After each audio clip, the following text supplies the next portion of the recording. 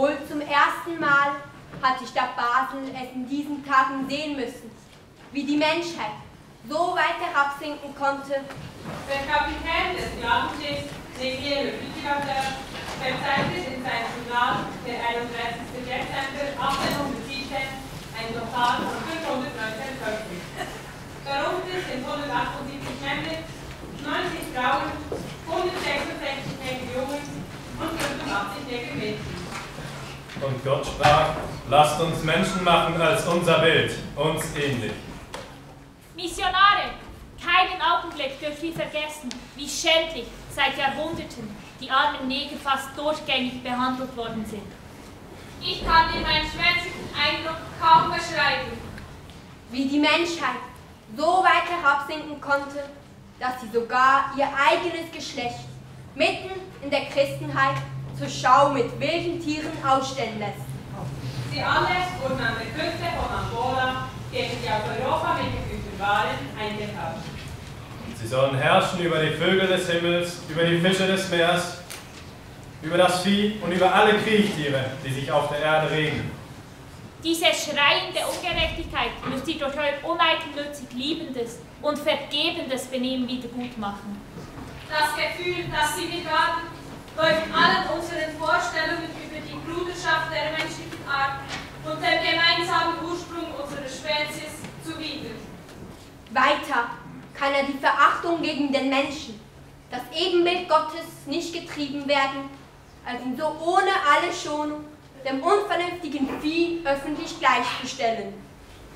Adelie, davon abzuziehen, sind 27 Personen. 12 starten an der Küste von Angola und während der Überfahrt, 9 während des Verkaufs in Martinique. Und Gott schuf den Menschen als sein Bild. Als Bild Gottes schuf er ihn, als Mann und Frau schuf er sie. Ihr seid diesen misshandelten Geschöpfen ein Übermaß von wohltuender Liebe schuldig. Welches Unglück für die weiße Wie Liebe. konnte die Menschheit nur so weit herabsinken? Einigermaßen Als geheilt. sein Bild. Ihr Schicksal. Mitten in der Christenheit die Schau mit wilden Tieren ausgestellt. Der hochgeehrte Herr Polizeidirektor möge eine schreckliche Verfügung gerichtet. Sie soll nicht mehr Schau ausgestellt und gezeigt werden.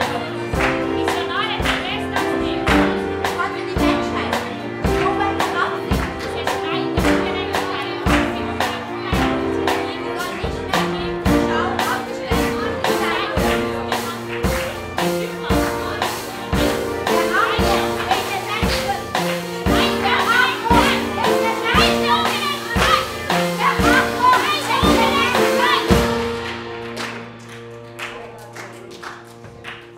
Zieht fröhlich hinaus zum heiligen Krieg, durch Nacht und durch Graus erglänzet der Sieg.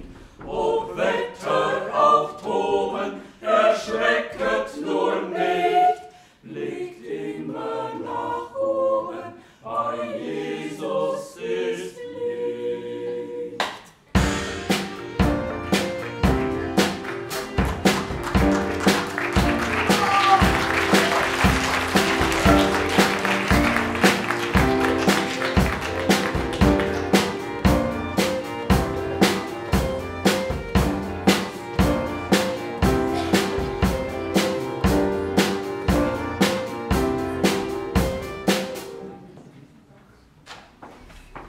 Meint ihr, ein Verweis war wirklich nötig gewesen?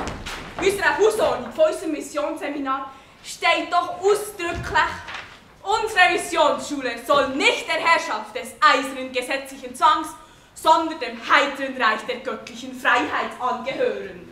Die Hausordnung ist mir schon lange ein Dorn im Auge. Die müssen wir verschärfen. Unsere jungen Brüder sind einfach nicht in der Lage, mit ihrer Freiheit umzugehen. Sie müssen lernen, sich unterzuordnen. Sonst gibt es nie gute Missionare aus ihnen. Ihr habt schon recht, Disziplin ist nötig. Aber ich will den Bruder Schmidt nicht verlieren. Ich glaube, mit dem hat Gott noch Grosses im Sinn. Darum ist es ja umso wichtiger, dass man ihn ins Herz anpackt. Dann sehen wir dann, ob er etwas mal verliert oder nicht. Wie heisst es so schön im Hebräerbrief? Denn wer den Herrn lieb hat, Den züchtigt er. Grüß Gott miteinander. Herr Präsident, Herr Inspektor. Gut, dass unser Protokollführer endlich auch da ist. Das erste Geschäft haben wir nämlich schon besprochen. Wo ist eigentlich meine Schreibfedern? Wo habe ich jetzt die schon wieder hergelegt? Immer das gleiche Repertoire. Der hat euch hinter ins Ohr geklemmt. Aber ich bitte um Entschuldigung, ich bin ein bisschen verwirrt heute. Also legen wir los, um was geht's? Und mein Bruder Schmied aus der ersten Seminarklasse. Ich habe ihn gestern am Abend beim Lesen noch schon die Literatur verwünscht. Da ist es, das Corpus Delicti. Das geht natürlich überhaupt nicht. Bruder Schmied wird wegen der Lektüre... Eines geschmacklosen Romans verbannt und unter verschärfte Aufsicht gestellt.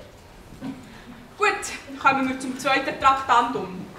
Bewerbung Missionsseminar Johannes Zimmermann Gerlingen.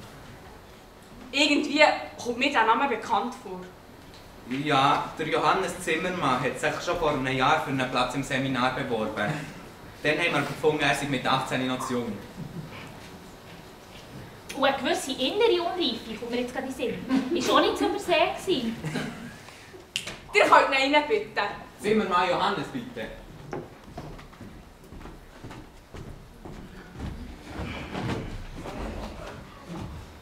Grüß Gott, meine Herren. Grüß Gott, Herr Zimmermann. Herr Zimmermann, seid doch so gut und stellt ihn kurz vor. Also, ich bin 1825 in Gerlingen, in der Nähe von Stuttgart, auf die Welt gekommen. Nach meiner Kampf habe ich zuerst daheim gebaut und dann später... Das wissen wir auch schon, können so unsere Akten nachlesen. Herr Zimmermann, was uns mehr würde interessieren, was hat euch dazu bewogen, eure Bewerbung noch einzureichen? Ich möchte den armen Heiden den Reichssegen von Christus verkünden und so mit Teil dazu beitragen, dass auch sie den Reichssegen von Christus bekommen. Schon lange spüre ich in mir den Ruf, mein anvertrautes Talent nicht zu vergraben und Missionar zu werden. Es geht mir dabei nicht um meine eigene Ehre und erst recht nicht um ein bequemes Leben. Ihr schreibt in eurer schriftlichen Bewerbung immer wieder von Sünden. Was meint ihr damit? Ich muss zu meiner eigenen Schande zugeben, dass mir früher immer wieder der Gedanke gekommen ist, wenn es nur keinen Gott im Himmel gäbe, dann könnte ich meiner Lust freien Lauf lassen. Ach, wie häufig habe ich unseren treuen Heiland beleidigt. Gott sei Dank hat er aber immer wieder Verbarmen gehabt mit mir. Johannes Zimmermann, seid ihr sicher, dass ihr den Anforderungen der Mission auch gewachsen seid? Ich bin mir meiner Unwürdigkeit und Schwäche voll bewusst. Gleichzeitig vertraue ich aber mit dem Apostel Paulus darauf, dass der Herr in den Schwachen mächtig ist. Ist es wahr, dass ihr schon mit 10 Missionar werden Ich war viel bei meinem Grossi Selig, der gewirkt hat. In ihrer Gaststube hat man sich regelmässig zu Gebetsstunden getroffen und dabei aus dem Heidenboot vorgelesen. Die Berichte aus Asien und Afrika haben mich immer fasziniert. Und ich habe mir gesagt, wenn ich mal gross bin, dann werde ich Missionar und gehe auf Afrika. Mission ist kein romantischer Beruf. Im Gegenteil, Herr Zimmermann. Wir haben die Aufgabe, den Armen nicht zu helfen. Seit Jahrhunderten haben wir sie brutal versklavt und misshandelt. Jetzt müssen wir ihnen endlich die Hand geben und sie aus Feisterei und Gewalt befreien. Für genau das werde ich mich einsetzen, Herr Inspektor. Und ich wüsste schon wie.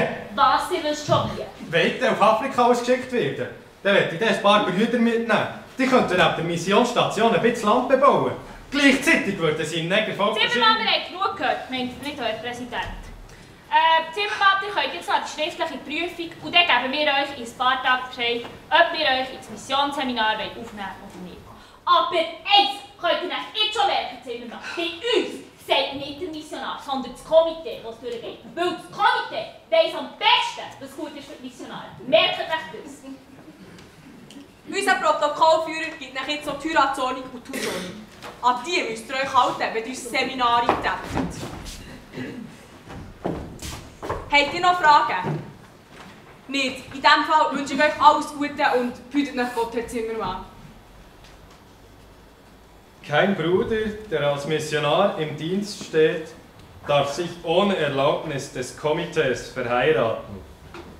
Eine Heiratserlaubnis gibt es erst nach wenigstens 2-jährigem Aufenthalt auf dem Missionsgebiet. Gut, kommen wir zum dritten Traktandum. Leider ein unerfreuliches. Scheidungsfall George und Catherine Thompson Mulgrave. Wisst ihr da genaues? Hat man da wirklich alles versucht?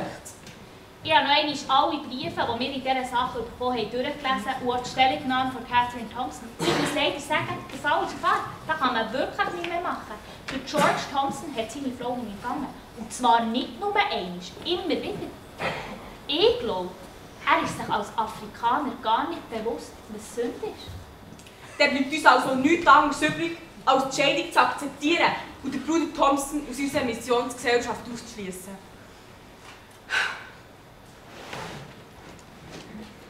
So, und jetzt können wir endlich meine neuen Pläne für das Missionshaus besprechen.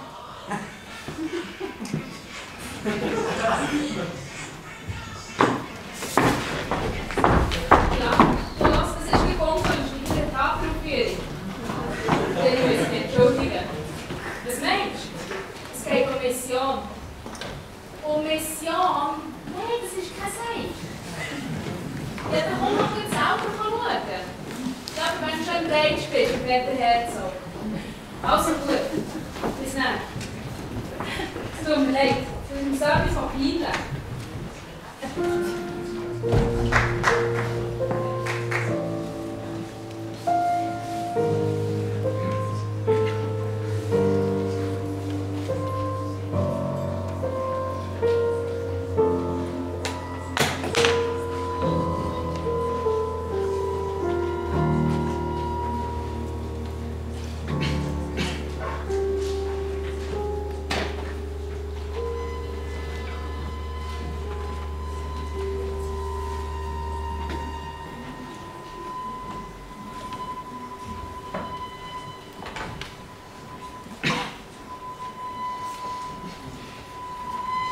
Unfall, Priester,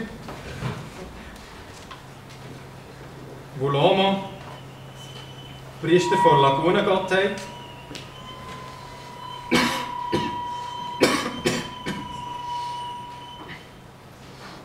Agbafo, Hilfspriester, Spezialist in Kräutermedizin,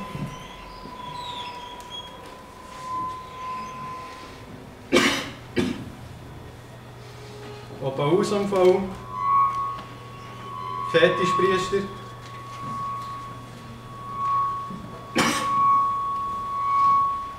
Ausanfall,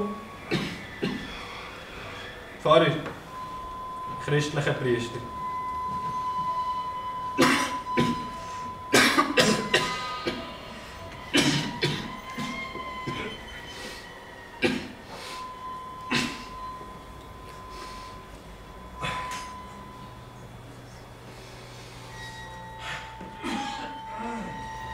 Mit diesem Fieber kann ich einfach nicht klar denken.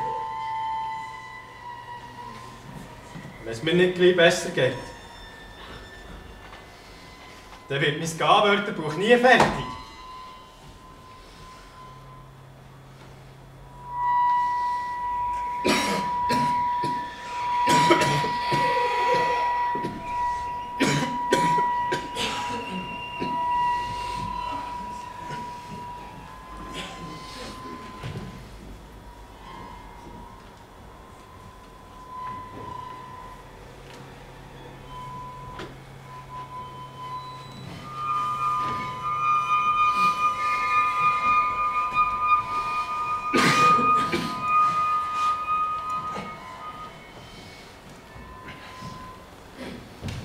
Ich hätte es wissen. Das Afrika-Fieber ist tödlich. Nicht für nichts sagt man der Goldküste ja das Grab vom weißen Mann. Kaum bin ich jetzt in Afrika angekommen, hat es mit Fieber, Durchfall und Kopfweh angefangen. So geht es jetzt schon ein halbes Jahr.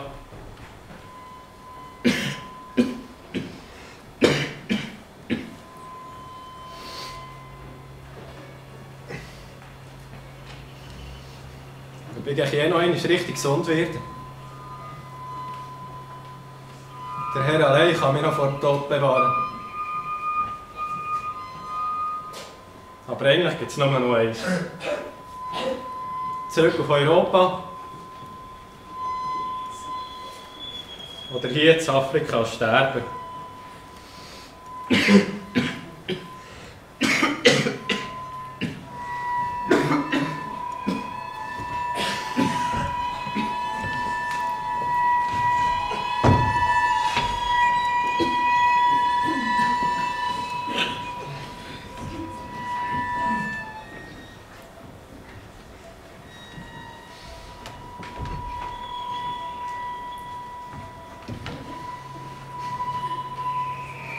Jetzt, als ich endlich da bin, als ich gerne davon geträumt habe. Jetzt liege ich krank im Bett und kann nichts machen.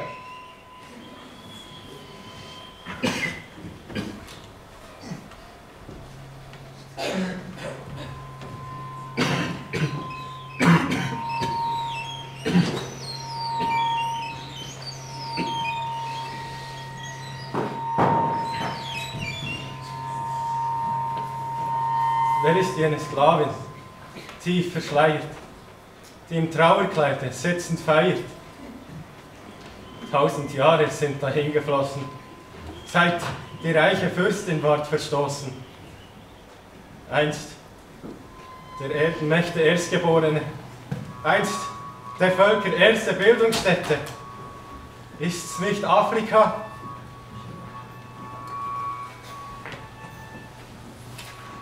Oh, Afrika. Was hat man noch aus dir gemacht? Ausgeraubt und versklavt hat man dich. Es ist höchste Zeit, dass wir das, was wir Europäer angerichtet haben, wieder gut machen.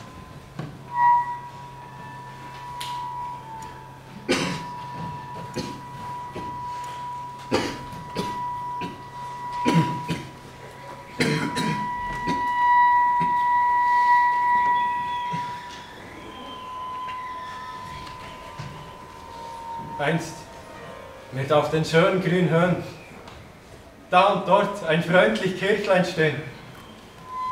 Einstens wird am Gelände dem Schönen nah und fern die Hirtenglocken tönen. Einst wird unter seines Friedens Schilde sicher wohnen auch dies Volk, das Wilde. Sklavin, tief verschleiert auf den schönen grünen Höhen, im Trauerkleide sitzen, ein freundlich Kirchlein. Da draußen bei den Heiden ist nicht Afrika, der Erdenmächte Erstgeborene. Unter seines Friedens Schilde, da scheint die Sonne so heiß. Da sitzt das Volk, das vom Heiland nichts weiß. Die Sonne so heiß, im Trauerkleid verstoßen, vom Heiland nichts weiß. Die Sonne so heiß und das Volk so wild. So wild! Johannes, wach auf! Wer ist da? Wer ist da? Ein Neger! Ein Wilde! Johannes, wach auf! Ich bin's, Catherine!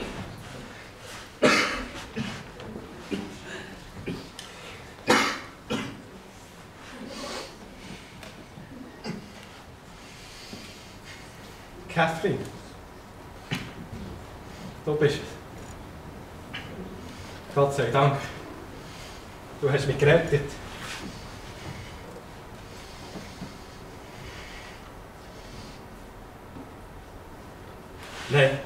Nein, das geht nicht. Wenn ich das Komitee gesehen ich allein in meinem Arbeitszimmer. Mit der ungeheirateten Frau. Eigentlich müssten jetzt alle Türen und alle Fenster aufreißen, damit alle könnten sehen, dass wir nicht unverschämt machen. Vorschrift aus Basel. Mach dir keine Sorgen, Johannes. Basel ist weiter weg. Schau, trinkst du dir den Tee, den ich dir mitgebracht habe? Catherine, ich brauche dir Rat. Ich weiss einfach nicht weiter. Schau, mit meiner Gesundheit sieht es nicht gut aus. Wenn ich hier bleibe, ist die Wahrscheinlichkeit gross, dass ich sterbe. Soll ich darum einen Brief schreiben, ob ich für eine gewisse Zeit zurück auf Basel kommen darf? Meine Mitbrüder raten mir alle, das zu machen. Aber ich will nicht. Ich will hier bleiben. Hier in Afrika bin ich daheim. Hier will ich leben. Und hier will ich dann schon sterben. Deine Brüder, Johannes, haben auch schon recht. Eine Reise in deine Heimat würde dir gut tun. Und wenn es dir dank Gott wieder gut geht, dann könntest du ja immer noch zurück auf Afrika kommen. Wenn du heimgehst, dann könntest du wieder mal deine Familie und deine Heimat Gerlingen sehen, die du so wunderschön in deinem Gedicht beschreibst.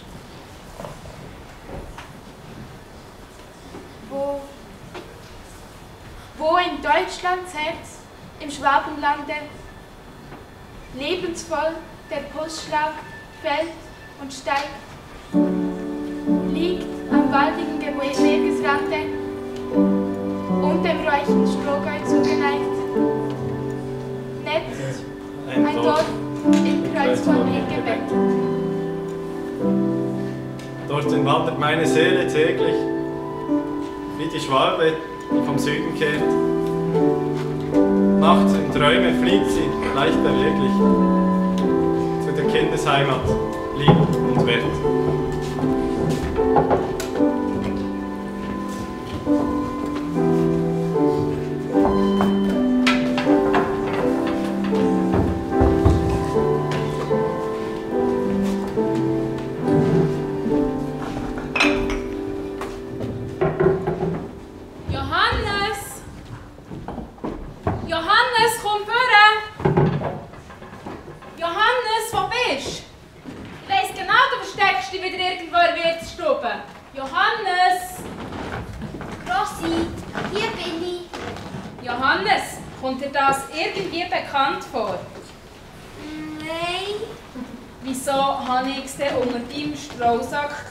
Kannst du mir das erklären?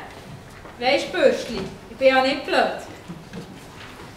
Das Basel-Doppsche Elementarwerk. Ein Vorrat der besten Erkenntnisse zum Lernen, Lehren, Wiederholen und Nachdenken. Es ist ein interessantes und spannendes Buch.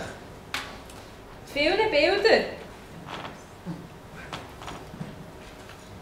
Was ist denn hier? Menschen für Blut ohne Kleider. Nein, Johannes. Ich kann ja schon verstehen, dass dich das irgendwie interessiert und fasziniert. Aber das ist nichts für deine unverdorbene Seele. Jetzt bestrafen wir das Buch und dann stellst du sofort zurück in meine Bibliothek. Und Johannes, der kommt auf das oberste Tablar. Und du lenkst es nicht mehr ab.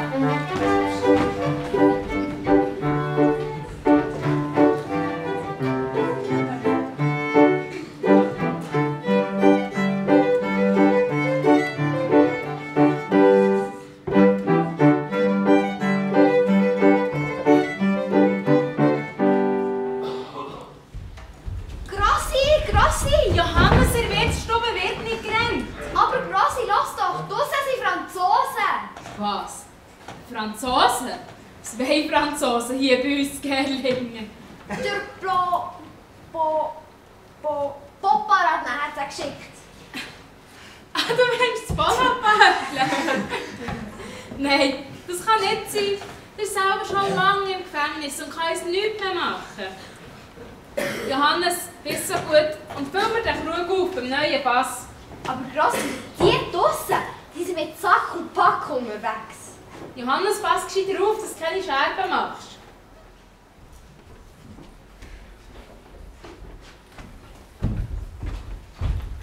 Guten Abend miteinander. Grüße. Guten Abend. Gibt es da vielleicht etwas zu essen oder zu trinken? Wir haben gedacht, wenn uns jemand hilft, dann Mensch dann noch zu Schwaben. Wir haben aus Karlsruhe flüchten. Ihr könnt euch nicht vorstellen, wie es dort zu und her geht. Den Leuten geht es miserabel. Den Herren im Schloss ist das aber so ziemlich egal. Die schauen nur für sich.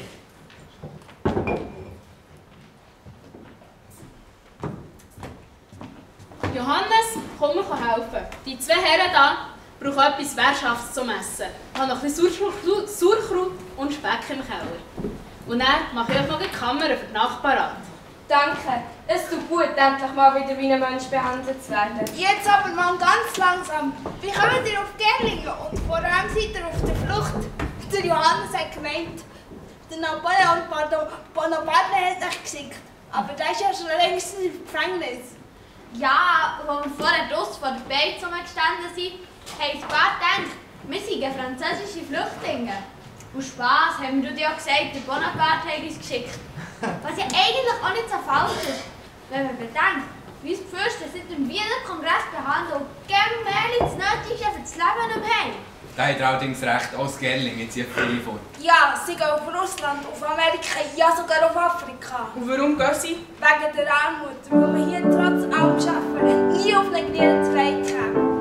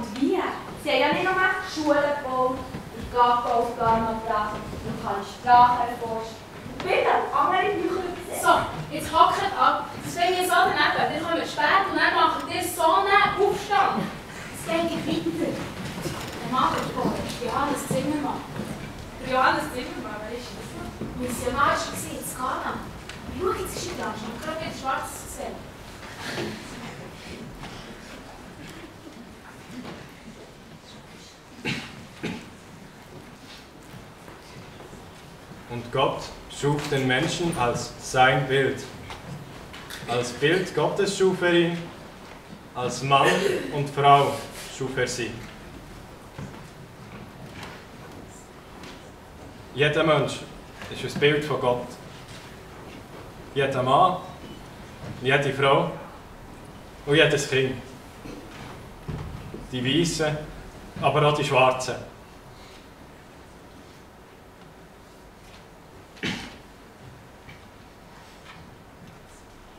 Vayivra Elohim et ha'adam b'tzalmo. Gott schuf den Menschen als sein Bild.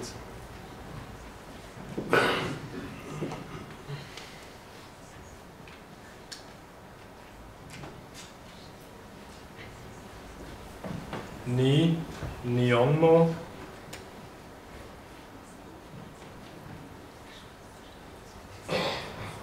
Bo Bomo als sein Bild.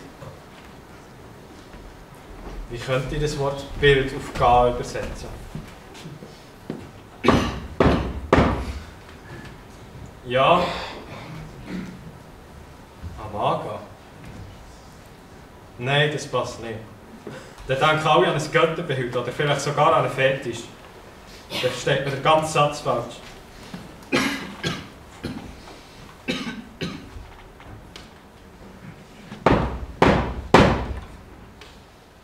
Ja, wer ist da?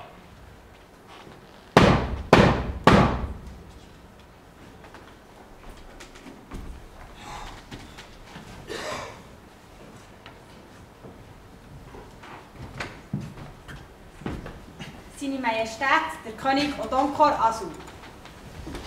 Seine Majestät, was für eine Lehre! Johannes Zimmermann, mein Lehrer und Bruder. Ich möchte mit euch über eine wichtige Sache reden. Wie läuft es im Dorf? Ruhig. Wie geht es Ihrer Majestät, seinen Frauen, Es geht ihnen gut. seinen Kindern, Oh, ihnen geht's gut. seinen Sklaven? Sie sind fleissig. Wie geht es Ihrer Majestät, seinen Tieren, Man kann zufrieden sein mit ihnen. seinem Garten? Es blüht und wächst. Und bei euch, Vater Eisnagel, wie läuft es auf der Missionsstation? Ruhig. Wie geht es den Leuten?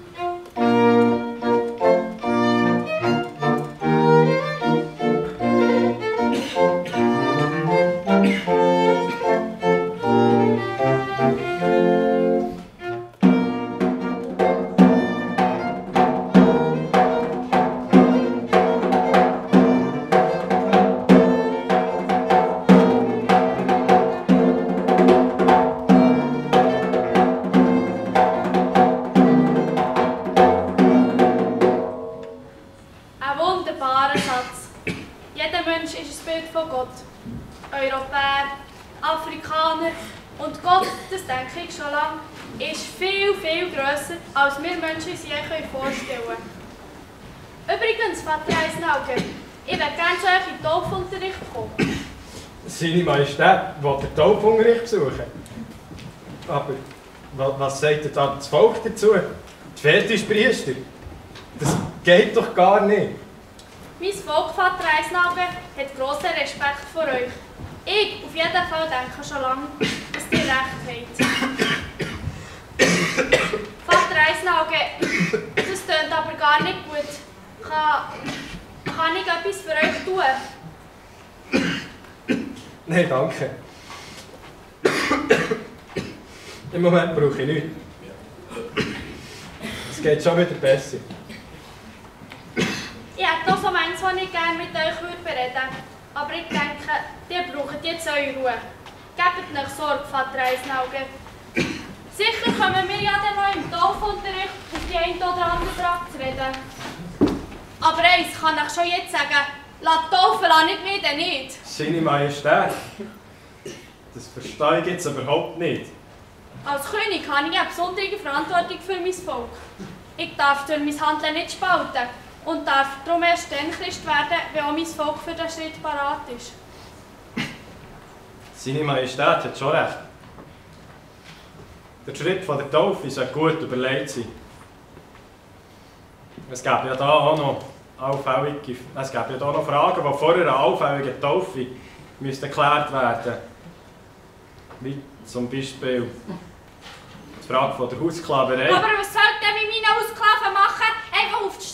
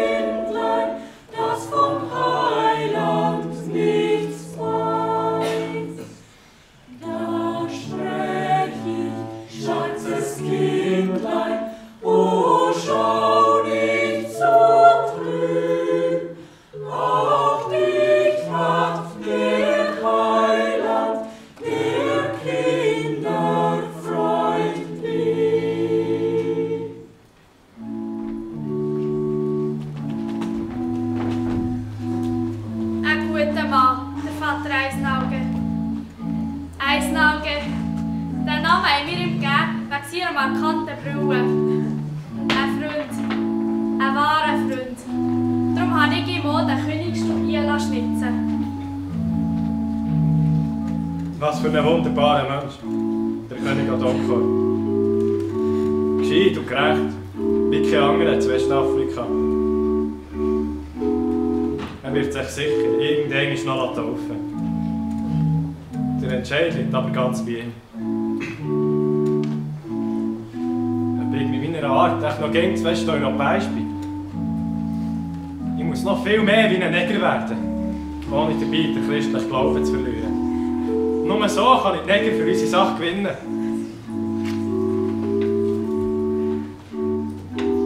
Ja. Ich will ein Afrikaner werden.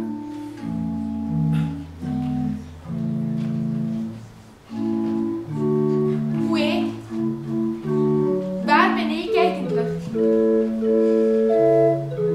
Bin ich Afrikanerin? Eine Jamaikanerin? Oder eine Europäerin? Woher komme ich? Und wo ist meine Heimat? Gebe war mein Name. Dann, vor 23 Jahren, als ich in Angola auf die Welt kam. Mein Vater war der Sohn von einem Häuptling. Und meine Mutter eine Mulattin. In Jamaika habe ich eine englische Gouverneursfrau adoptiert. Seitdem heißt sie Catherine. Catherine Mulgrave.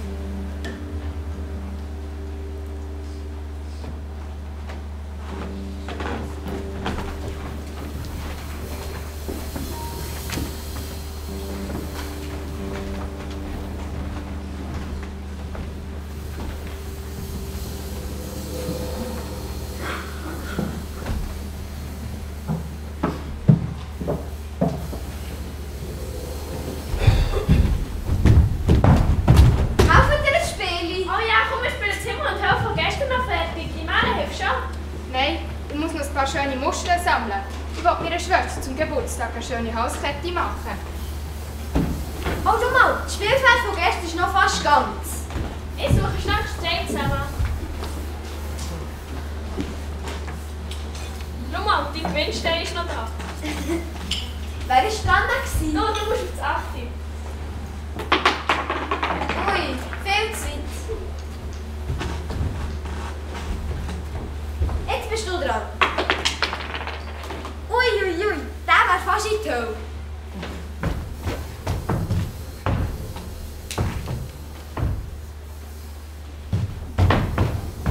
Super! Und jetzt der Himmel. Prägst du dich den? Wow, können wir schauen. Ich habe einen riesigen See gefunden. Wow, das ist ja mega schön. Weg, ich will zuerst schauen. Oh, super, hast du jetzt das gemacht, Liebe? Jetzt ist er kaputt gegangen. Such einfach nochmal einen. Der Strand ist ja voll damit.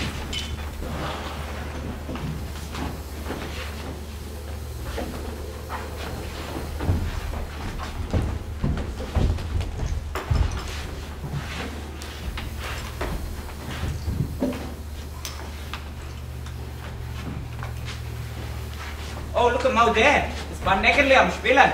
Die bringen Ketten und bessern so seine Laune auf. Ahoi! Wir locken sie mit Süßigkeiten auf das Schiff. Ahoi, das gibt es Fest. Hallo, hallo! Hallo, liebe Kinder. Wollt ihr uns zeigen, was ihr alles gefunden habt? Wow, die sind ja aber schön. Sagt, habt ihr gerne Süßes? Oh ja, kommt schauen. Unser Schiff ist voll damit. Nein, kommt mir klar, da stimmt etwas nicht.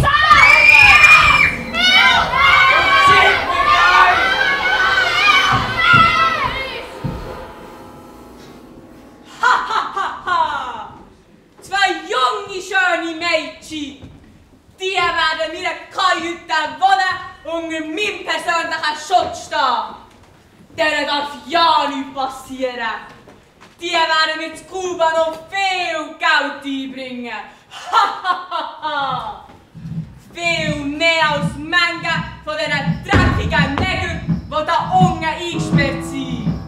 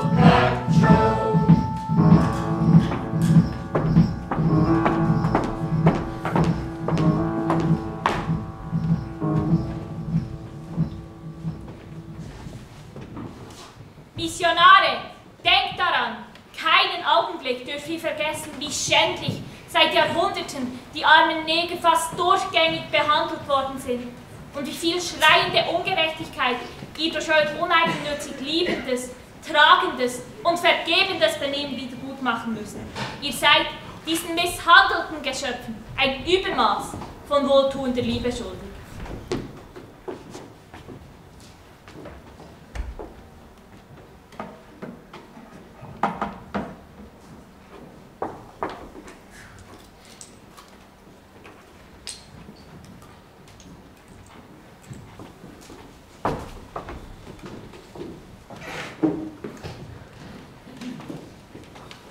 Jetzt habe ich den Druckpunkt verloren.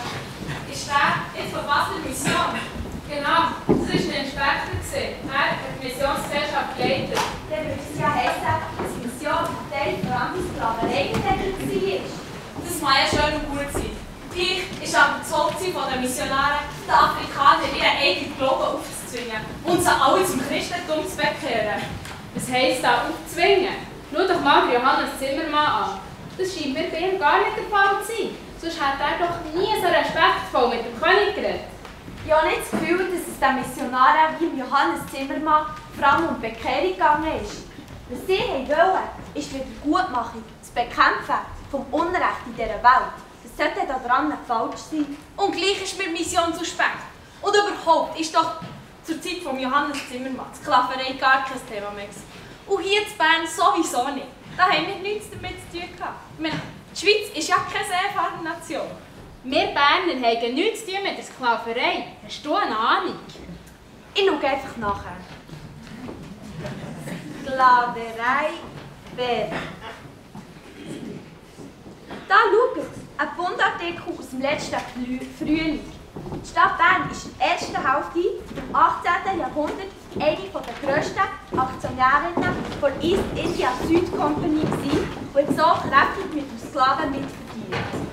Und als Basel hat es viele gegeben, die am Sklavenhandel kräftig mitverdient haben. Wie die Familie Burkhardt, die wir hier gerade beim Feiern sehen.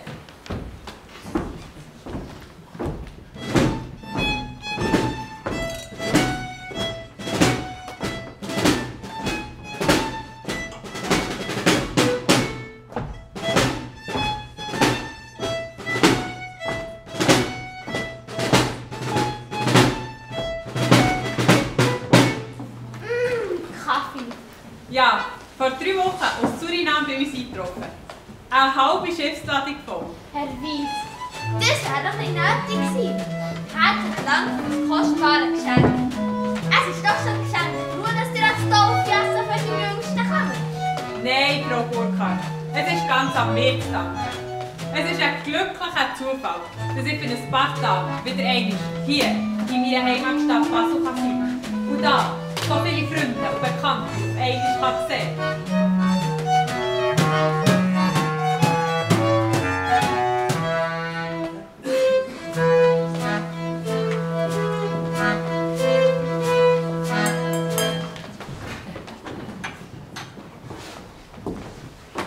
Ich möchte euch alle, auch gerade im Namen von meiner Frau, ganz herzlich begrüßen. Es freut uns sehr, dass ihr heute zur Taufe von unserem Stammhalter, dem Christoph, gekommen seid. Besonders begrüßen möchte ich unseren Pfarrer, der Herr Voffischer, dann unsere Geschäftspartner, der Herr Weiss, der Herr Sarrazin und der Herr Merian. Und zum Schluss natürlich dann auch noch unser Vertreter vom Rat, der Herr Iselin.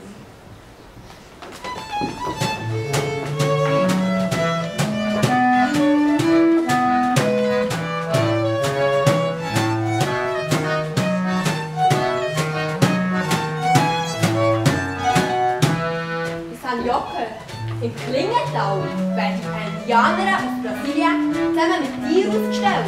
Ja, es ist wirklich unglaublich. Die Frau ist in einem Kasten eingesperrt und dort muss sie warten, bis ein Wärter mit einer Peitsche an die Tür schlägt. Wenn er das macht, muss sie sofort aus dem Kasten kommen und sich von vorne und von hinten am Publikum präsentieren. Bevor sie wieder zurück in den Kasten geht, muss sie noch «Bur, Bur, Bur» sagen, was «Schönen Dank, liebe Zuschauer» soll heissen.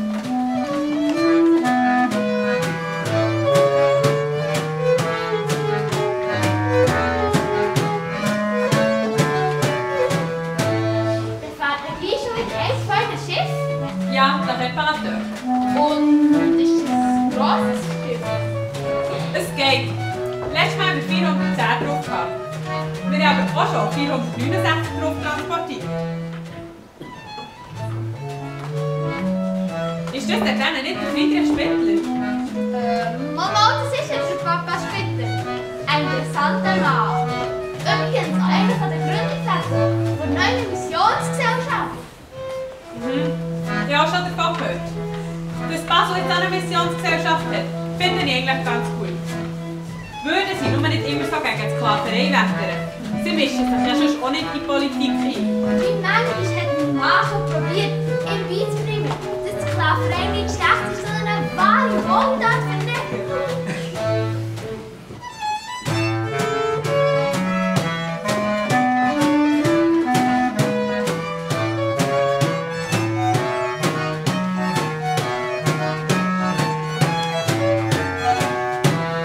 Unbedingt etwas dagegen unternehmen. Aber was? Ich habe gehört, in Basel, in London, stellen sogar ganze Gruppen von Negern aus. Aber in Paris natürlich. In Hamburg wird der Zolldirektor Rundreisen mit Wilden durch Europa organisieren. Ich habe einen Brief an den Polizeidirektor von Stadt Basel aufgesetzt. Jetzt suche ich noch Leute, die noch unterschreiben.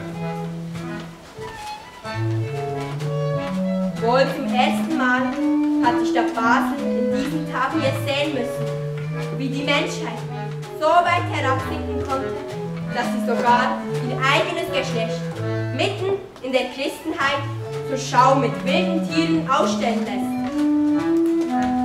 Weiter kann die Verachtung gegen den Menschen, das Ebenbild Gottes, nicht getrieben werden, als ihn so ohne alle Schonung dem unvernünftigen Vieh öffentlich gleichzustellen. Der hochgeehrte Herr Polizeidirektor möge eine schleunige Verfügung stellen, dass Menschen, woher sie auch kommen mögen, nicht mehr bei uns in der Stadt Basel und die Umgebung die Schau angestellt und gezeigt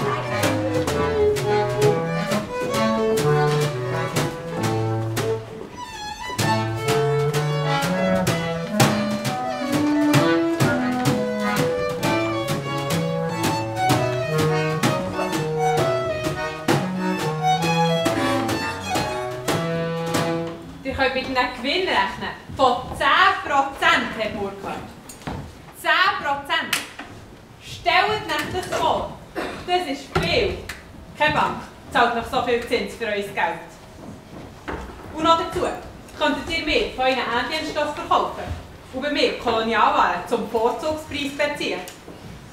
Das klingt sehr interessant, ja. Aber wie steht es so mit dem Risiko?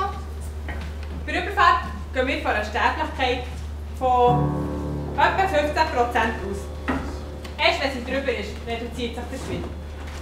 Es kommt natürlich auch darauf an, wie viel man in Afrika für die Ware zahlen muss und wie viel man dann in Amerika dafür überkommt. Gerade vorletzt hat der Transport alles in allem 365'000 Gulden gekostet. Und der Gewinn gebracht von 120'000 Gulden. Das sind 33%.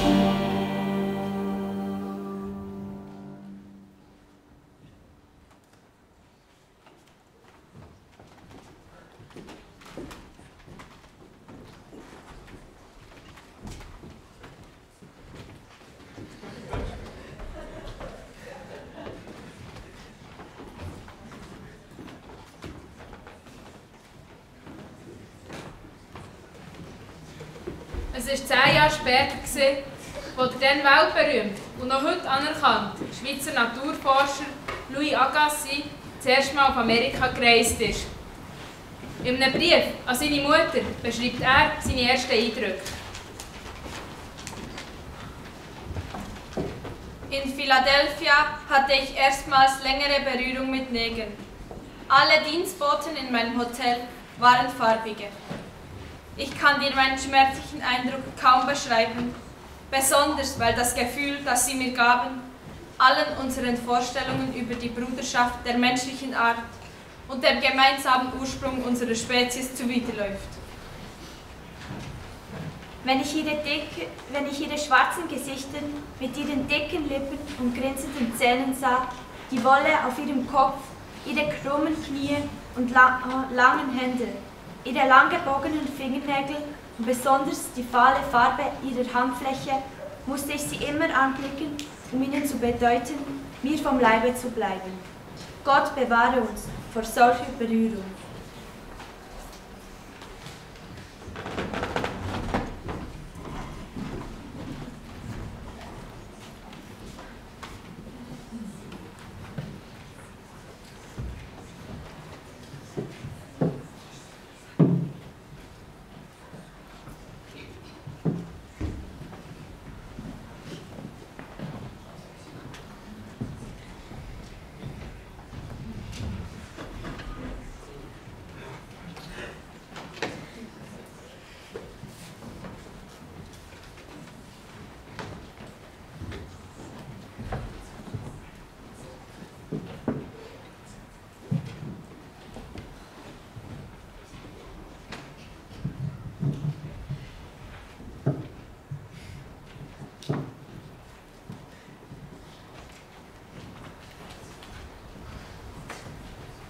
Catherine hat Glück im Unglück gehabt.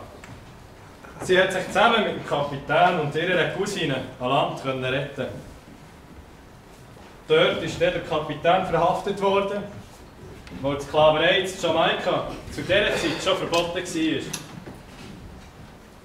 Catherine und ihre Cousine sind von einem englischen Gouverneursehepaar adoptiert worden.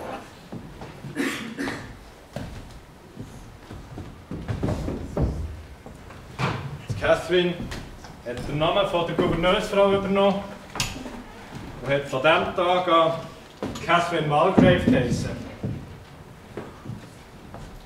Später hat sie den George Thompson geheiratet, der erste Afrikaner, der in Basel zum Missionsgehilfen ausgebildet worden ist. Mit ihm zusammen ist sie dann zurück auf Afrika.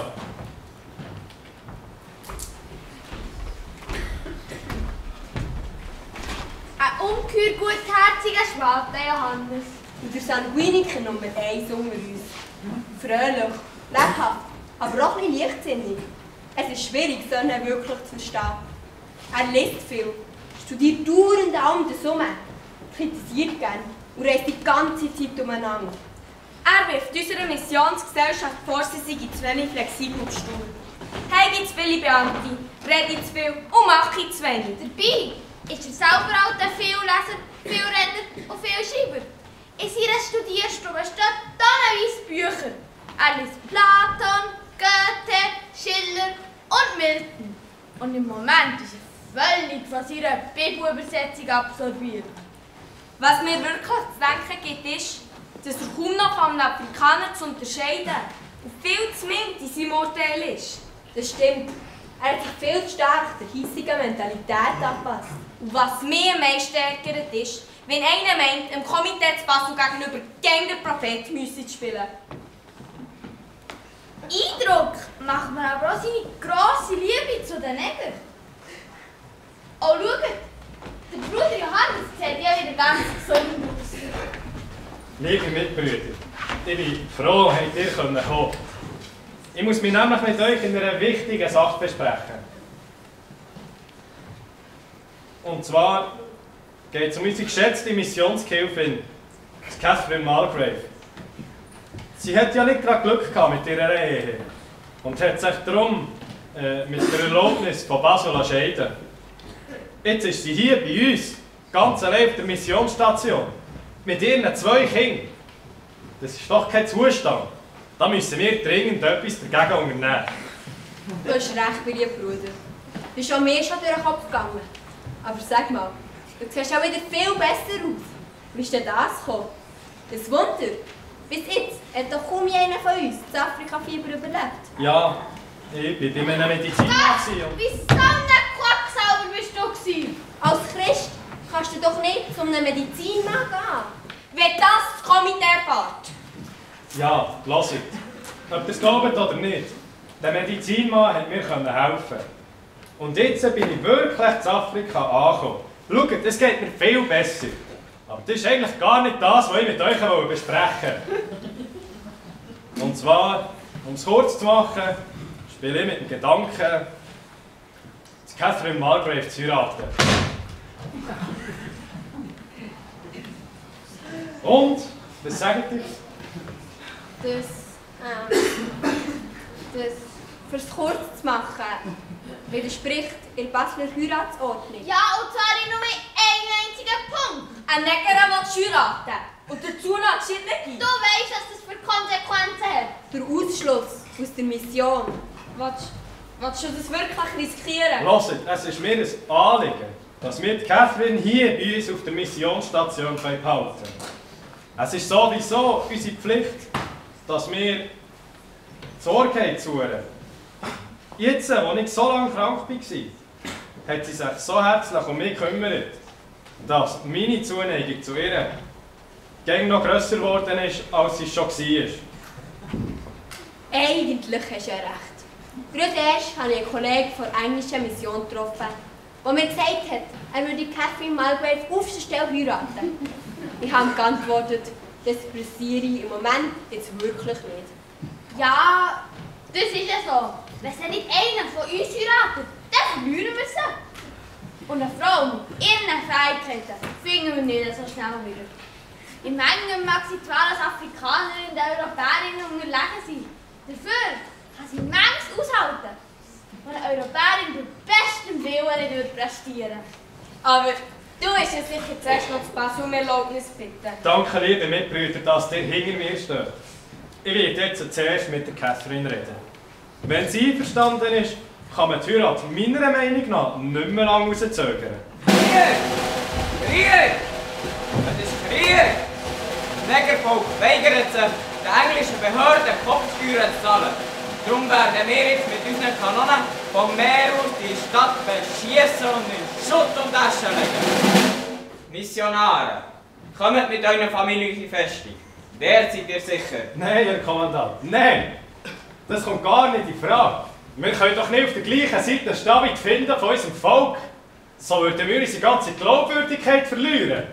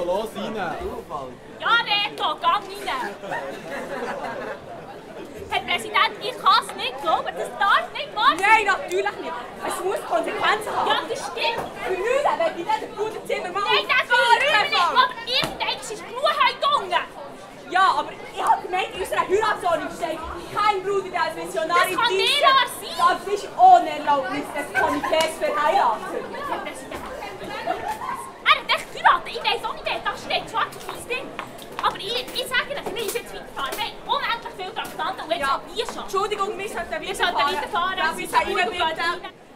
Excuse, könnt ihr euch reinbitten? Merci. Danke vielmals. Es geht weiter. Es geht weiter, wir würden gerne weiterfahren. In unserer Heiratsordnung steht doch, kein Bruder, der als Missionar im Dienst steht, darf sich ohne Erlaubnis des Komitees verheiraten. Ja, das stimmt, aber wegen dem müssen wir jetzt hart durchgreifen. Irgendwann ist genug Heidung, Herr Präsident. Natürlich muss es Konsequenz haben, aber verlieren wird in diesem Bruder Zimmermann Ja, das auf verstehe ich, gar aber das keinen soll Fall. Einer will, gibt kaum einen Zweiten.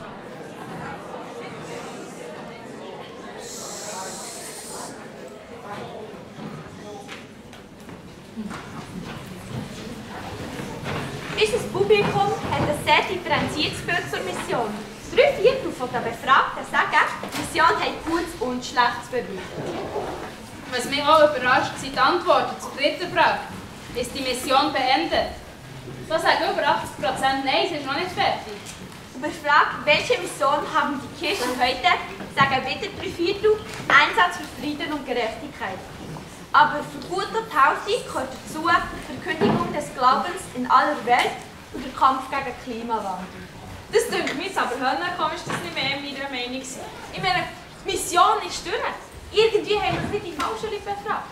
Das Wort, das so viel Fragwürdiges damit gemacht wurde, das kann man heute einfach nicht mehr brauchen. Nein, das sehe ich ganz anders. Es gibt kein anderes Wort, das das so gut beschreiben kann, dass das Wort Mission meint. Mission ist mehr als einfach ein Auftrag oder ein Ziel. Eine Mission zu haben bedeutet doch, dass einem gleich ist, was auf dieser Welt und vor allem mit dieser Welt passiert. Die grosse Frage ist doch, wie setzt man sich für seine Mission ein? Macht man das fantasievoll und friedlich? Oder probiert man die anderen mit Zwang und Gewalt zu überzeugen? Das ist ja genau das Problem, dass es gar keine Mission gibt ohne Gewalt und Zwang. Nein, das stimmt einfach auch nicht. Denk doch an Johannes Zimmermann. Was war sein Ziel? Zum einen Afrika wieder zur Blühe zu bringen und zum anderen den Afrikanern den christlichen Glauben weiterzugeben. Und das hat er beides ohne jeden Zwang und schon gar nicht mit Gewalt probiert zu erreichen. Aber warum braucht es auch dafür Europäer? Man hat sich gescheiter gar nie eingemischt. Auch heute wäre es besser, wenn man Afrika einfach sich selber überlassen würde. Für das ist es schon lange spät. Genau das ist der Punkt. Wir dürfen uns nicht aus der Verantwortung schleichen. Mit dem Sklavenhandel haben wir Europäer unglaubliches Geld über Afrika gebracht. Da wieder etwas Gutes machen, das ist ein Teil von unserer Mission.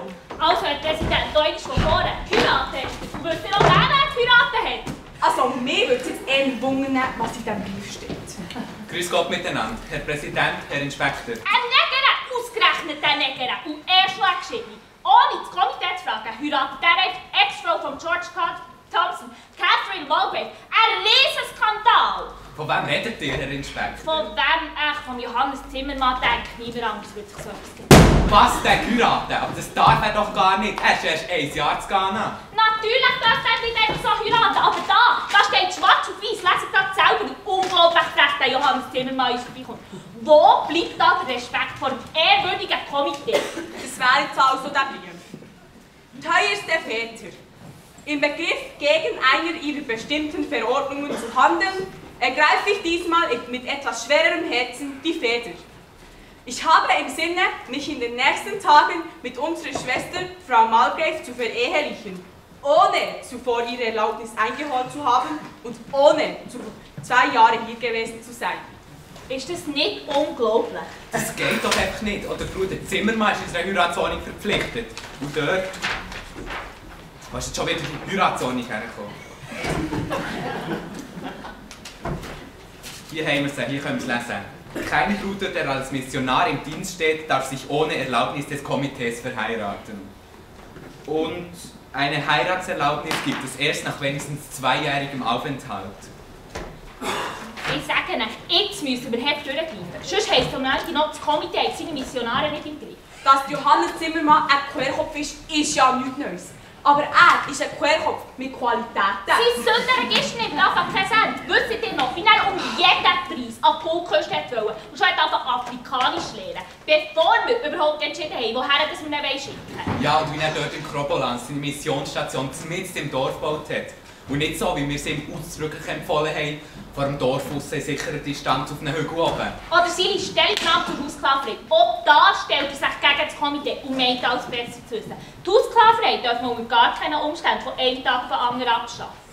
Aber er hat auch Qualitäten. Und er seine komische Kleidung. Statt sich so anzulegen wie jeder andere Bruder in Afrika, hat er seine eigene Kleidung entworfen, die anscheinend viel praktischer soll sein. Dafür sieht er es damit aus wie ein Klon. Oder wisst ihr noch, wie er bei seinem Bewerbungsgespräch hier gestanden ist und uns schon dann den Kopf voll geschwätzt hat, mit der verschrobenen Idee, Bauern und Handwerker mit auf Afrika zu nehmen? Ja, und wisst ihr, was mir erst zu Ohren ist gekommen? Der Bruder Zimmermann hat sich von einem afrikanischen Heiler behandeln. Ein Missionar geht doch nicht zu einem Quacksalber. Mir denkt, wir sollten jetzt langsam zu einem Entscheid kommen. Schliesslich haben wir auch noch andere Traktaten zu besprechen. Und unser Entscheid kann eigentlich nur heissen, da Bruder Zimmermann in mehrfacher Weise gegen die Heiratsordnung verstoßen hat, wird er per sofort aus dem Missionsdienst entlassen. Genau, Herr Inspektor, eine andere Lösung gibt es nicht. Wenn wir das machen, verlieren wir auf einen Schlag 2 sehr gute und beliebte Missionare. Das können wir uns nicht leisten. Herr Präsident, es geht um die Glaubwürdigkeit von unserem Komitee. Herr Inspektor, ihr wisst doch selber, was wir am Bruder Zimmermann haben. Ja, aber er darf nicht ungestraft davon kommen. Das kommt für mich einfach nicht in Frage. Für mich auch nicht. Er muss eine Strafe bekommen. Und am besten die er in seinem Brief selber vorschlägt. Er muss für immer in Afrika bleiben und auf all seine Rechte hier zu Europa verzichten. Also gut, aber zuerst soll noch einmal hierher kommen, dass wir ihm unsere Werte und unsere Richtlinien deutlich in Erinnerung rufen können. Also, ich fasse zusammen. Erstens. Die Nichtbefolgung der Instruktion wird von der Komitee bedauert. Zweitens. Weil seine Heirat dem Missionswerk Vorschub zu leisten verspricht, wird Bruder Zimmermann samt seiner Braut dennoch als Missionsmitarbeiter beibehalten. Drittens. Die Komitee hält fest, dass Bruder Zimmermann von nun an definitiv in Afrika stationiert bleibt.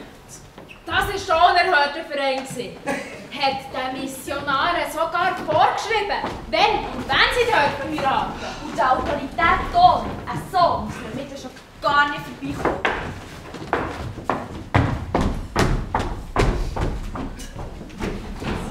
Was mich jetzt aber total komisch dünkt, ist, dass der Johannes Zimmermann im Gegensatz zum Komitee gegen die Abschaffung von Haussklaverei ist. Ja, da komme ich auch nicht mehr raus. Wie kann er die Sklaverei in Schutz nehmen?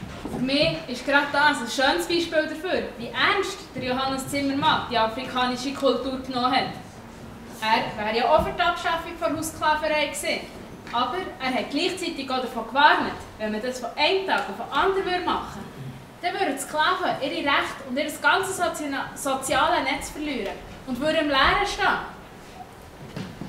Aber ich sage es ja, am gescheitsten mischen wir uns einfach gar nicht mehr ein. Und jeder schaut für seine Probleme selber. Wir, unsere für uns in Europa und die Afrikaner, ihre für ihr in Afrika. Ja, das können wir so machen, wenn wir nicht so vernetzt wären miteinander auf dieser Welt.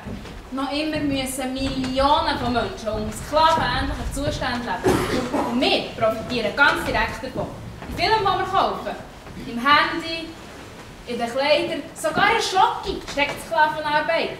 Haben wir da keine Verantwortung? Du meinst, wir hätten wieder Johannes Zimmermann einen Auftrag, eine Mission. Wir eine Mission? Geht's dir eigentlich noch? Schaut, es geht weiter. Die Familie Zimmermann ist im Zug zurück auf Basel.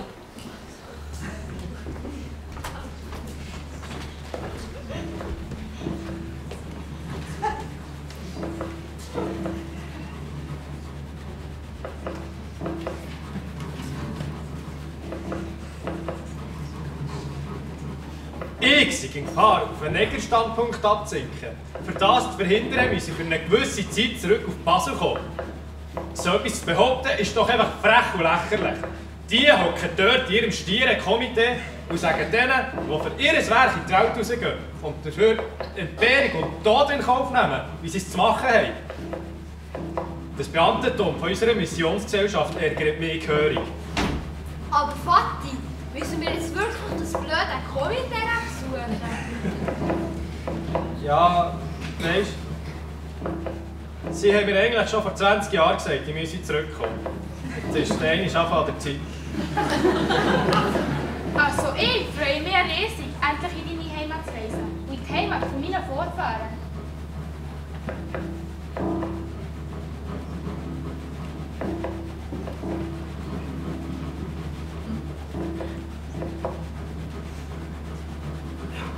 Mutti, wie lange geht's noch?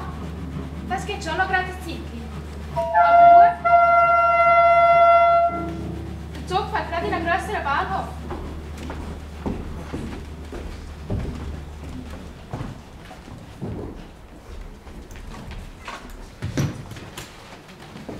Oh, die Leute dort auf dem Velo. Wollen die alle in unseren Zug rein? Nein, da wollen wir nicht sitzen. Es gibt sicher noch mehr freie Plätze in diesem Zug. Mutti, du magst ja genau wie die Frau. Komm jetzt, sag mir auf einen anderen Platz.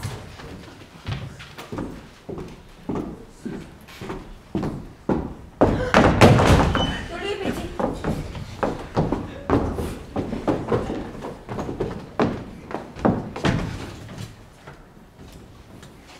Yes, stop!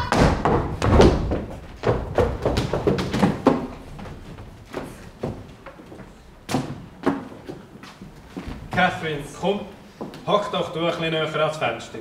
Weisst, so können die Leute schon von draussen dein schwarze Gesicht sehen und wir behalten weiterhin ein Abteil für uns.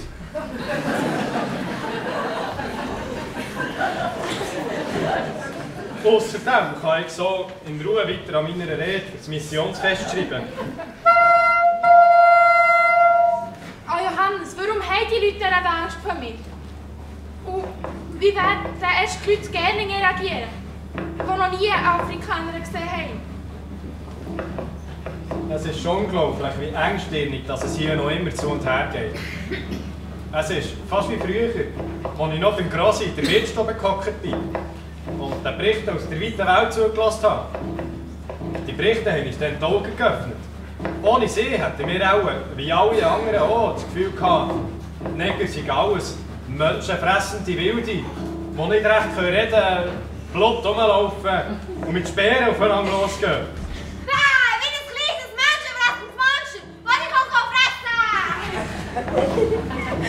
So, du kleiner Menschenfresser, tu dich gescheit ein bisschen beruhigen. Sonst haben die Leute in Gerlingen wirklich noch das Gefühl, in Afrika gäbe es nur Wilde.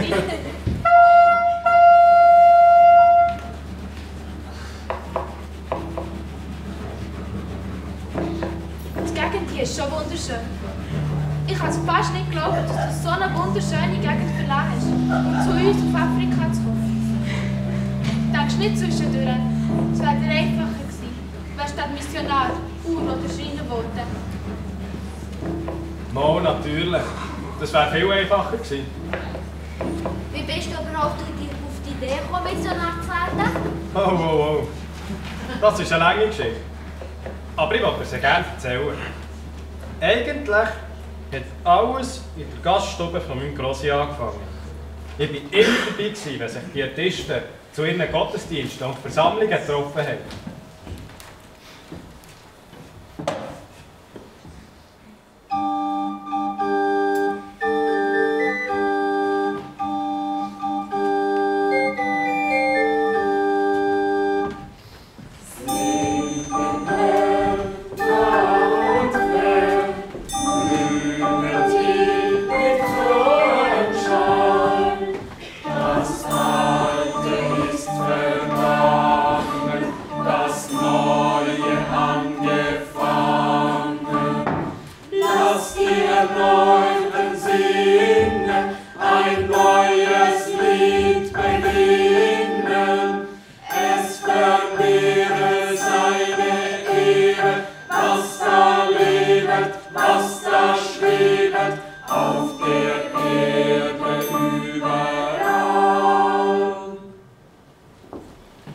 Wenn unser Herr, Jesus Christus, seiner ganzen Herrlichkeit kommt. Bis dann, liebe Schwestern, werden wir uns mit der Arbeit und dem Schweiß von unseren Händen, mit der Kraft von unserem Geist und mit der Liebe von unserem Herzen darauf vorbereiten. Denkt daran, was Jesus Christus kurz vor seinem Tod zu seinen Jüngern gesagt hat. Und es wird gepredigt werden das Evangelium vom Reich in der ganzen Welt, zu einem Zeugnis über alle Völker, und dann wird das Ende kommen. Singt dem Herrn, nah und fern, rühmet ihn mit frohem Schall. Das Alte ist vergangen, das Neue angefangen. Lasst die Erneuten singen, ein neues Lied beginnen. Es vermehre seine Ehre, was da lebt, was da schwebt, auf der Erde überall. Die Verbreitung vom Evangelium von unserem Herrn Jesus Christus macht grosse Fortschritte, meine lieben Schwestern. Viele von unseren Brüdern sind ausgereist und leisten ein grossartiges Werk in Mission. Aber noch immer gibt es viele unerforschte Gegenden in Afrika. Stellt euch vor, in Ostafrika zum Beispiel, habe ich einen Berg entdeckt. Der ist ungeheuer hoch und liegt mitten in der Steppe. Eingehüllt von einer weißen Wolke, habe ich zuerst gemeint. Gleich darauf habe ich aber dann gemerkt, dass das gar keine Wolke, sondern Schnee ist. Die Leute dort haben nicht gewusst, wie das man dem sagt, weil es bei ihnen ja nie schneit. Liebe Schwestern, niemand weiss, wie viele unerforschte Negervölker hinter diesem Berg leben und noch nie etwas vom Evangelium gehört haben. Das ist ja wahnsinnig. So ein riesiges Land. Der Herrgott hat den Wald einfach viel zu gross gemacht. Glaub nochmal, wo sollen wir all die Missionare hernehmen? Herr Rosina, hör mal auf zu fluchen. Du weisst, das kostet. Hier ist das Kästchen. Für jedes Schiffwort ist ein Groschenfällig. Aber der hat keinen Hosenknopf, gell? Ja, es hat wieder ein paar Hosenknöpfe drin gehabt. Abgesehen davon, hast du nicht auch noch einen Sohn, den du zu den armen Neger schicken könntest? Du weisst doch, irgendjemand muss auch noch hierbleiben. Wer sorgt sonst für uns, wenn wir mal alt und schwach sind? Gerade jetzt in diesen schwierigen Zeiten. Jeder von uns muss Opfer bringen. Das sagst doch du aber, wenn du Missionsbatzen einsammeln. Aber Martha! Meine lieben Schwestern, Johannes Rehmann möchte uns noch gerne aus dem Missionsmagazin vorlesen. Doch, bevor wir hören, was er uns zu berichten hat, singen wir noch die zweite Strophe aus unserem Monatslied. Herrlichkeit, Wohl und Freud ist vor seinem Angesicht, auf seiner Wohnung Würde besteht in Kraft und Zierde. Drum ein Völkerhaufen begierig hinzulaufen, ihn in Chören zu verehren, ihn zu singen, ihn zu bringen, Preis und Dank in Demutspflicht. Wir kommen zum wöchentlichen Bericht aus dem evangelischen Missionsmagazin. Diesmal lese ich einen Bericht aus Afrika. In Europa trifft man so oft auf die Ansicht, der Bewohner Afrikas sei ein minderwertiges Geschöpf und könne niemals die geistige Höhe des Europäers erklimmen. Man denkt gering von den Leuten, die sich auf Jahrmärkten und in zoologischen Gärten zeigen, und bedenkt nicht, dass diese versprengten, arme, verführte Menschen sind. Auch in der afrikanischen Küstenstadt zeigt sich der Neger, der von der europäischen Zivilisation gelebt hat, im schlimmsten Lichte. Je länger man aber mit Inlandsstämmen verkehrt, desto mehr gelangt man zur Gewissheit, dass der Neger kein geistig minderwertiges Geschöpf ist. Seine praktische Art seiner Arbeit in Haus und Feld nötigt uns Hochachtung an. Seine einfachen, aber schönen Geräte und Schmuckgegenstände staunen wir an. Herrlichkeit, Thron und Freud ist vor seinem Angesicht, auf seiner Wohnung Würde besteht in Kraft und Zierde. Drum ein Völkerhaufen begierig hinzulaufen, ihn in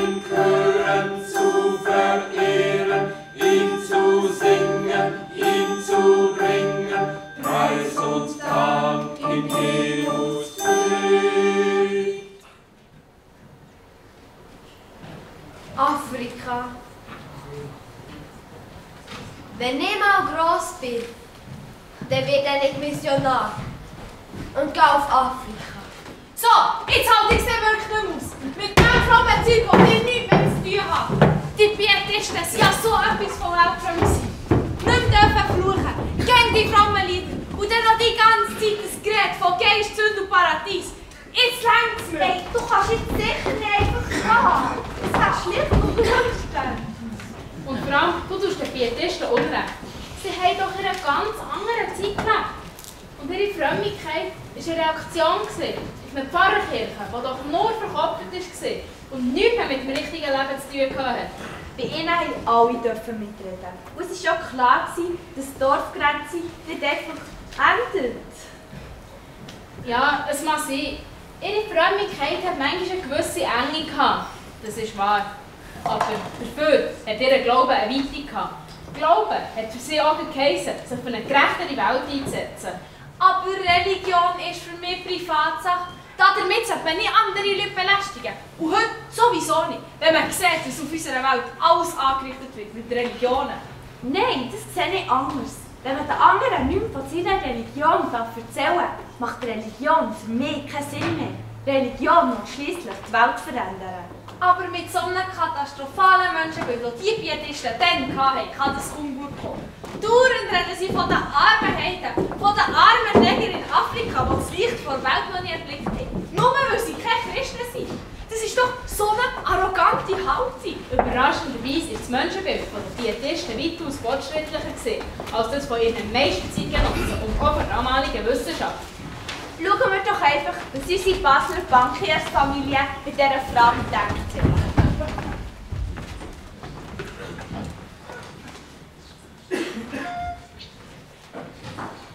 Zehn kleine Negerknaben schlachteten ein Schwein. Einer stach sich selber tot, da waren's nur noch 9. 9 kleine Negerknaben gingen auf die Jagd. Einer schoss den anderen tot, da waren's nur noch 8. 8 kleine Negerknaben gingen auf Stahlen drüben. Einer schlug ein Bauer tot, da waren's nur noch 7. Ein Klein, 2 Klein, 3 Klein, 4 Klein, 5 Klein, Negerknaben. 6 Klein, 7 Klein, 8 Klein, 9 Klein, 10 Klein, Negerknaben. 7 kleine Negerknaben gegen einen Hex. Einen Zauberzieh gleich weg, da waren's nur noch 6. 6 kleine Negerknaben gegen Schuh und Strümpfe. Einer klettert sich zum Tod, da waren's nur noch 5. Ein Klein, 2 Klein, 3 Klein, 4 Klein, 5 Klein, Negerknaben. 6 Klein, 7 Klein, 8 Klein, 9 Klein, 10 Klein, Negerknaben. Ruhe, was ich mitgebracht habe. Oh, wie schön! Ist das die neue Adien-Kollektion? Ja, ich bin auf der Rückreise von Paris noch bei unseren Adien-Druckerei im Elsass hineinschauen. Kommt sie jetzt endlich? Aber nicht die wollen, die wollen. Den finde ich besonders schön. Die hast du jetzt genommen. Schau mal, gibt es nicht eine wunderbare neue Tapete?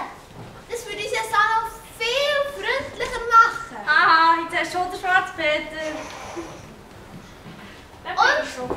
Wie war es in Paris? Hast du alles erledigen? Von den Geschäften her hätte es besser laufen.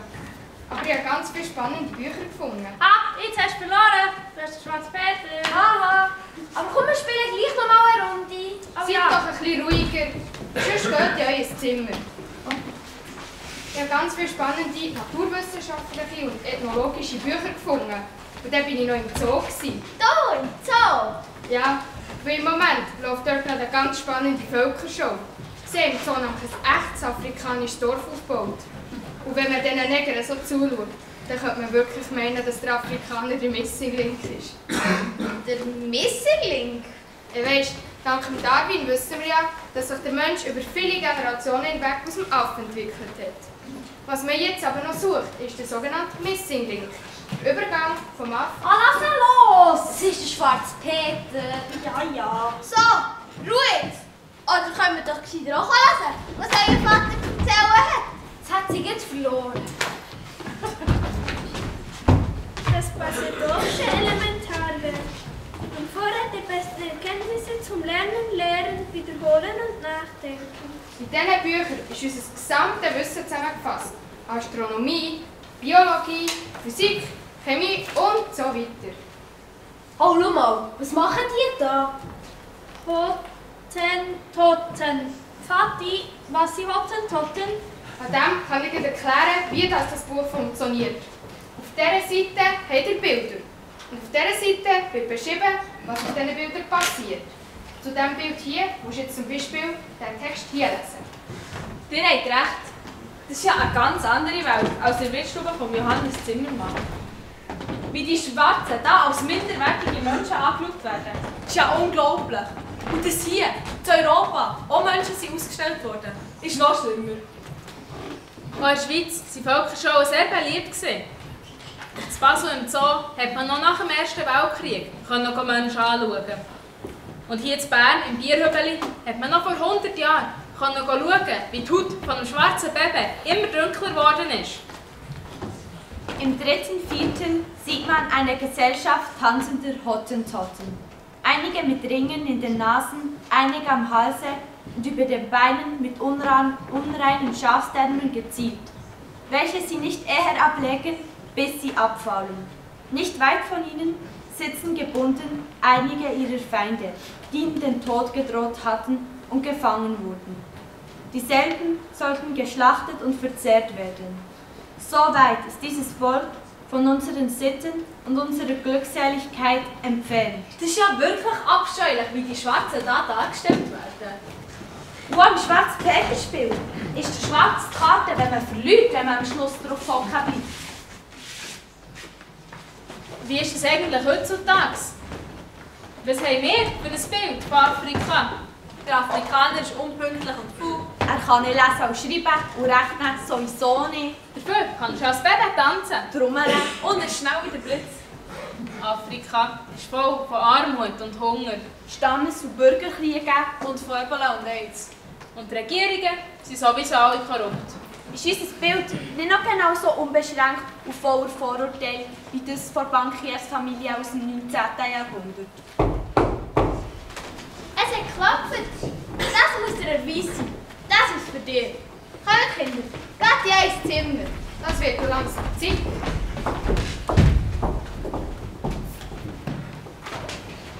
Guten Abend, Herr Weiss. Grüß dich, Herr Burkhardt. Habt ihr neue Nachrichten? Ja, ich habe Neues zu berichten. Und? Sind es gute Nachrichten? Ja und nein. Fangen wir mit den schlechten Nachrichten an. Wie sagt man doch so schön? Ein Unglück kommt selten allein. Bei der Überfahrt auf Afrika hat der Sturm das Schiff und seine Ladung schwer beschädigt. Daraufhin ist es dann über ein Jahr gegangen, dass wir in Afrika 250 Stück kaufen konnten. Und von denen sind dann bei der Überfahrt auf Amerika 80% gestorben. 80%? Ja. Und leider haben wir keine Todesfallversicherung abgeschlossen. Und last but not least kommt Saint-Domingue noch zu einem Aufstand. All das bedeutet für euch anstatt ein Gewinn einen Verlust von 125'000 Gulden. Das tut mir wirklich sehr, sehr leid. Das ist ja wirklich eine Hiobsbotschaft, die ihr mir hier überbringt. In einem einzigen Transport 125'000 Gulden Verlust. So etwas hat es auch noch nie gegeben. Dann bleibt jetzt auch nur noch die Hoffnung, dass die gute Nachricht die Enttäuschung ein bisschen kompensieren kann. Das kann ich mir sehr gut vorstellen, Herr Burkhardt. Ich habe da nämlich ein neues Produkt zum Investieren. Ich hoffe aber, dass das Risiko, dass man nicht wieder so hoch ist, ja nicht vorher so viel Geld ins Absetzen.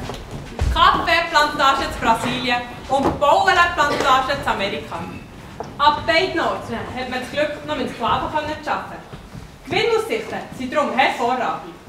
Ihr könnt mit mehr als 20%igem Gewinn rechnen, Herr Burkhardt. Kleine Negerknaben, Rock und Reine Spiel. Eine Krankenstraße, fast da war es nur noch viel. 4 kleine Negerknaben kochten einen Brei. Eine fiel zum Kesselrein, da war es nur noch 3.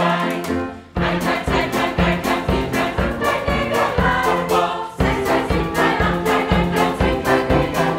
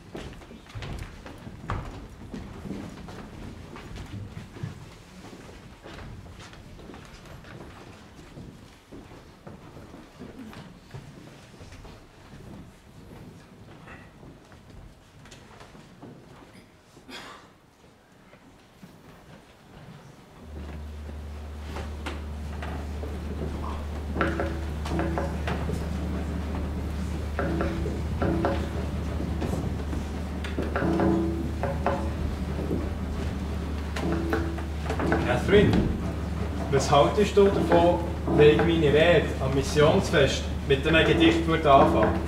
Zum Beispiel so: 50 Jahre sind dahingegangen, seit am Rhein das Samenkorn gesetzt. Ja, das finde ich eine gute Idee. Das lockert deine Rede ein bisschen auf. Oh, der Zug haltet. Eigentlich müsste jetzt wieder ans Fenster stehen, damit niemand in unser Auto kommt und sitzen. Ist da noch frei? Ja. Komm, räum deine Sachen auf die Seite, damit die zwei Herren auch sitzen können. Grüß Gott miteinander. Gott grüßen wir nicht, aber euch mir auch. Kommst du heute mal an Wortversammlung? Nein, immer einfach nicht mehr. Du weißt, wir haben 3 kleine Kinder. Das verstehe ich schon.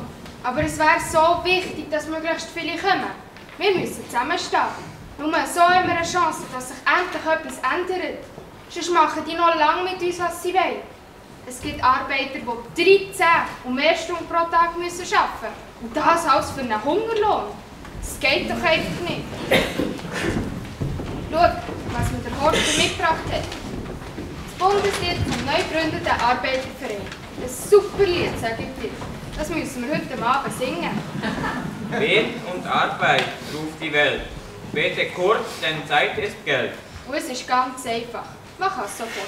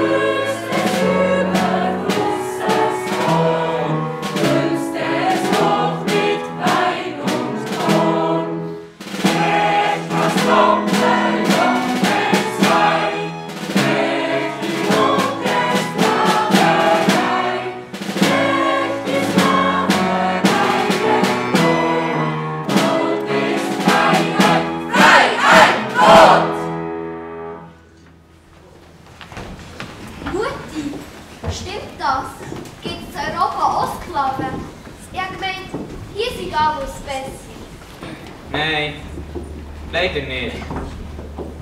Aber sagt, von wo kommt denn ihr? Wir kommen von Goldküste von Sud und fahren auf Basel ans Missionsfest. Und dann noch auf Gerlingen bei Stuttgart. Dort ist mein Vater auf die Welt gekommen. In diesem Fall seid ihr eine Missionarsfamilie. Genau. Vor 22 Jahren bin ich den umgekehrten Weg gefahren. Zuerst mit dem Zug von Basel nach Ostende und von dort weiter mit dem Schiff Richtung Afrika. Die Mission. Es tut mir leid, aber mit der Mission habe ich sehr Mühe. Wieso muss die Kirche den Menschen auf Afrika sagen, wie sie leben sollen, und hier lassen sie uns im Stich? Ist das jetzt nicht ein bisschen hart ausgedrückt? Nein, überhaupt nicht. Die Kirche kümmert sich nicht um uns Arbeiter. Im Gegenteil. Die Pfarrer stehen auf der Seite der Fabrikanten und der Kapitalisten. Für die Kirche ist der Sozialismus vom Teufel. Da frage ich mich manchmal, ob Jesus mit seiner Kirche noch zufrieden wäre. Vermutlich nicht. Ihr habt recht. Die Kirche macht viel zu wenig für die Armen. Darum habe ich auch schon vor Jahren vorgeschlagen, arbeitslose Bauern und Handwerker mit auf Afrika zu nehmen. Aber so könnt ihr Probleme hier in Deutschland kaum lösen. Und das Problem sind ja nicht nur die Arbeitslosen.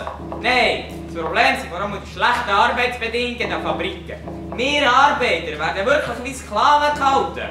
Ja, man muss es so jetzt sagen. Wir müssen für einen Lohn und für eine Familie nie herlangen, krampfen, bis wir zusammenbrechen und krank werden. Und wenn es dann so weit ist, dann werden wir auf die Straße gestellt und der Jünger gesetzt. Und alles fängt wieder von vorne an. Und die Kirche? Was macht die Kirche? Anstatt laut dagegen zu protestieren und sich auf die Seite von uns Arbeiter zu stellen, schweigt sie, lässt Kapitalisten machen, für vertröstet die Armen auf das Jenseits. Ja, wenn ich all bei unseren Pfarrer reden höre, dann denke ich, der Marx hat halt schon recht. Was ist ein Marx, Vati? Der Karl Marx ist ein Revolutionär und Schriftsteller, der viele dicke Bücher über den Sozialismus und den Kommunismus schreibt. Aber jetzt müsst ihr mir schon noch sagen, inwiefern der Marx recht hat. Wenn er sagt, die Religion sei Opium vom Volk, dann hat er recht. Viel zu oft wird Religion nämlich dafür missbraucht, das Volk über Ungerechtigkeiten wegzutrösten. Das ist für mich aber nicht der Sinn von Religion. Wenn ich den Leuten von Christus predige, will ich sie nicht billig auf die Jenseits vertrösten. Wisst ihr, warum ich auf Afrika gegangen bin? Ich habe genau etwas von dem, was wir Europäer mit dem schrecklichen Sklavenhandel angerichtet haben, wieder gut machen. Aber sagen, in Afrika profitieren ihr doch sicher auch wieder von den Machenschaften, von den Kolonialherren. Nein, so etwas kommt für uns nicht in Frage. Es muss Missionare geben, die so etwas machen. Wir aber machen das nicht. Wie wollen wir schon glaubhaft bleiben? Wo die englischen Kolonialbehörden wegen einem Steuerstreit unsere Stadt bombardieren, ist der Kommandant zu uns gekommen und hat uns in seine Festung nehmen, damit wir dort in Sicherheit sind. Das Angebot haben wir aber ohne lange zu überlegen abgelehnt. Oder ein anderes Beispiel ist mein Kollege in Kamerun. Lutz heisst er, Friedrich Lutz. Der ist von der Kolonialbehörde sogar festgenommen worden und ins Gefängnis gekommen, wo die Bauern im Kampf gegen Plantagenbesitzer unterstützt hat. Ich glaube, der Fall wird jetzt vor dem Komitee besprochen.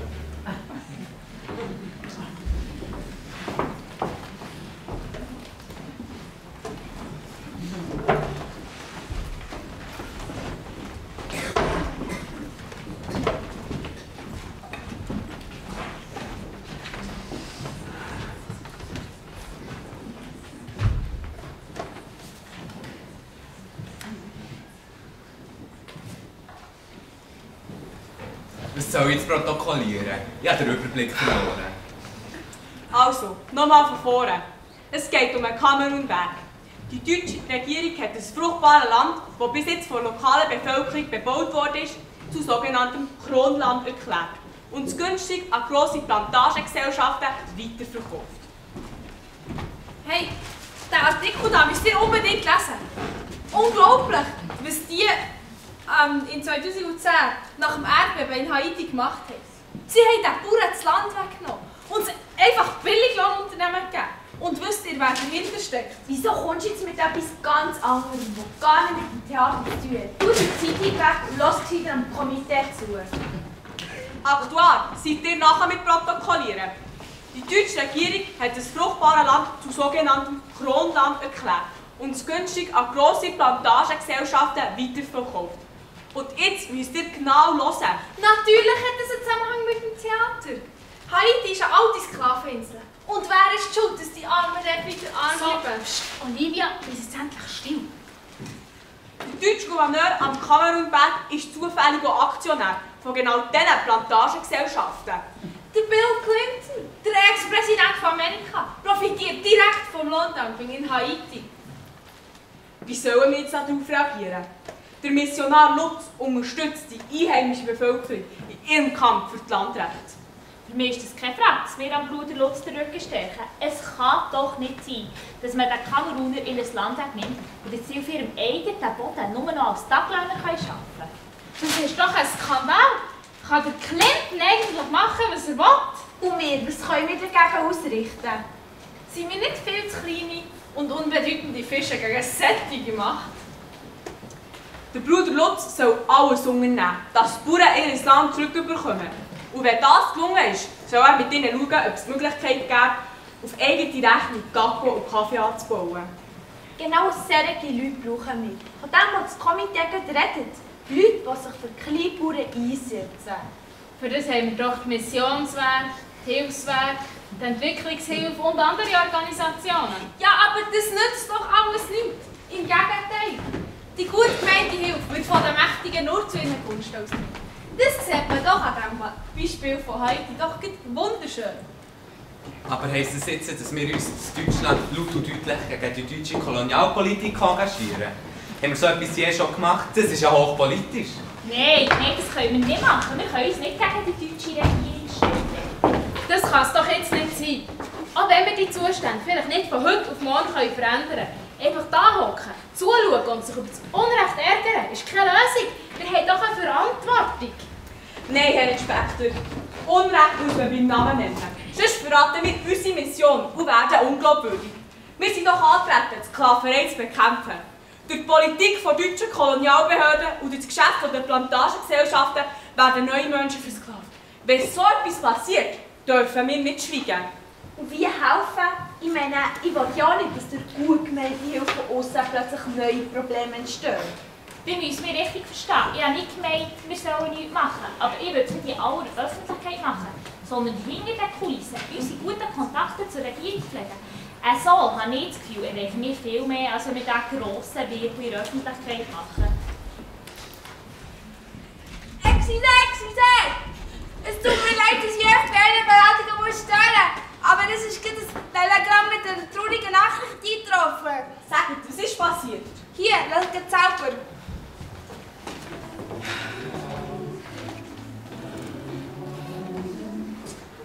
Johannes Zimmermann ist gestern am 3. Adventssonntag gestorben. Seine letzten Worte waren Lebenswasser. Oh, wie will ich trinken.